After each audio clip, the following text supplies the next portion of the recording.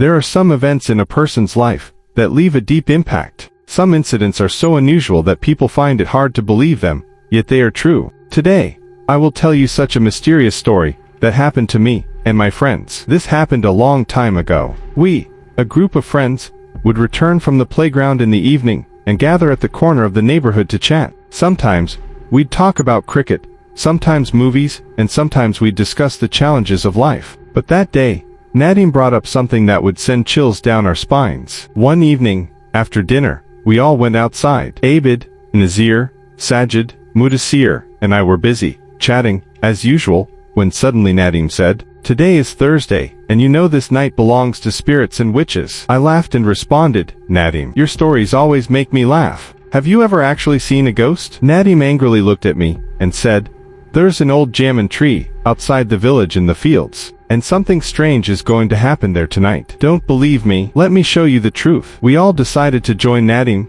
laughing. Nadim often wandered alone in the fields at night, so some of us believed him, while the others just thought it was an excuse for fun. With the call for Isha prayers, the 5 of us started heading towards the fields outside the village. The night grew darker, and the cold winter air made the atmosphere even more still. As we walked, we heard various animal sounds, creating an eerie feeling in the deserted fields, but we all reassured ourselves, thinking it was just normal. About 10 minutes passed when suddenly, we heard the sound of a baby goat bleeding. Abid immediately said, "Stop, I hear something nearby." We all stopped and listened carefully. After a short while, we heard the goats bleed again. Nadim quickly said, "The sound is coming from that field, 2 or 3 fields over." "That's Burson's field." Nazir hesitated for a moment and said, "Forget it. What does it matter to us? We need to head towards the jamun tree. Let's go." But Nadim insisted, "Let's check it out first." We headed towards Burson's field. When we reached the middle of the field, we saw a small baby goat sitting there,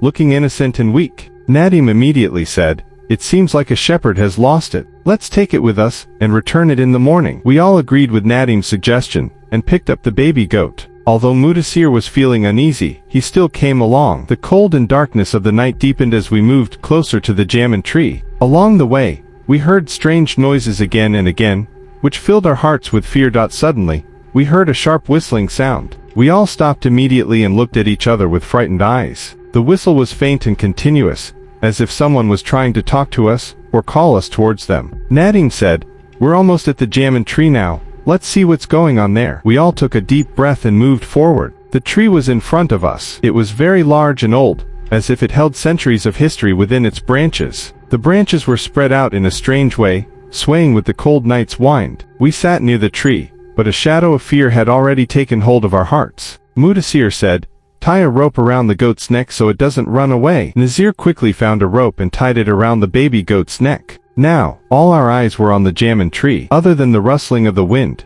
there was nothing else to be heard. But then, suddenly, a thin red light appeared from above the tree. It was sharp and narrow, like a laser beam. Sometimes it moved up the tree, and sometimes it came down. We were all terrified. Nadim said, "Something is going to happen. Look, the light is moving towards us." We all watched in fear. Our breath stopped. We began to recite prayers, and some of our friends were ready to run, but Nadim held us back. The light was moving closer and closer to us. As soon as it reached us, a wave of terror washed over us. Nazir screamed, "Run from here," and we all started running as fast as we could. Terrifying sounds echoed behind us, and it felt like some spirit or ghost was chasing us. Reciting prayers, we ran even faster. There was a strange noise in the air, like hundreds of voices trying to catch us. We didn't give up and kept running until we reached the village boundary. As soon as we reached the village, Mudassir asked Nazir, "Where's the baby goat?" Nazir looked at his hand, and saw only the rope. He replied in shock, "When we were running, the goat was in my hand, but now there's only the rope." We all looked at each other in disbelief and fear. Was it really a baby goat? Or was it something else? Nadim said,